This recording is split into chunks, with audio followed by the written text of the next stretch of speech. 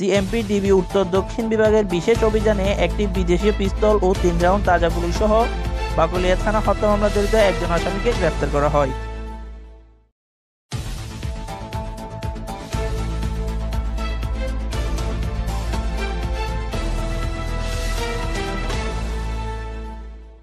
তারিখ শুক্রবার বাকলিয়া থানাধীন এলাকায়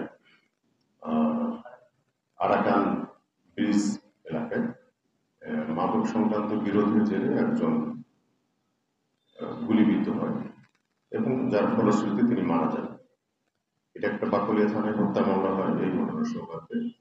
সেই মামলার আসামি মোহাম্মদ সুমন, তাকে আমরা আমাদের সোর্সের ভিত্তিতে তাকে গ্রেপ্তার করি। গ্রেপ্তারকালে তার কাছ থেকে আমরা একটি বিদেশি পিস্তল এবং ৩ রাউন্ড গুলি উদ্ধার করি।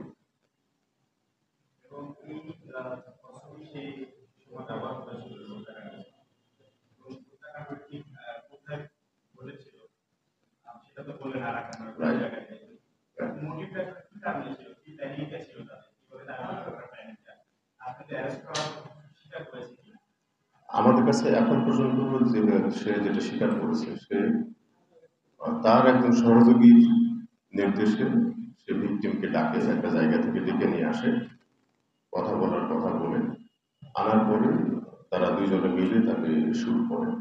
এ পর্যন্ত আমরা পেয়েছি সে স্বীকার করেছে সে এই ঘটনায় জড়িত, সে পুলিশের কাছে স্বীকার করেছে। বাট আমরা আশা করি সে আদালতেও স্বীকারোক্তি দেবে এবং তাদের তথ্য মতো তারা এই অস্ত্রটি ব্যবহার করেছে। তবে ফরেন্সিক টেস্ট করলে বোঝা যাবে যে এক্স্যাক্টলি এই অস্ত্রটাই তারা ব্যবহার করেছে কিনা।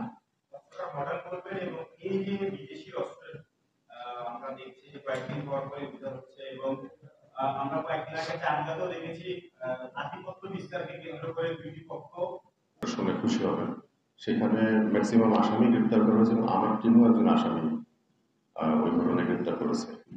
আর বাকি দুইজন যারা দুইটা গ্রুপের যে দুজন লিডার তাদেরকে আমরা লেগে আছি, আশা করি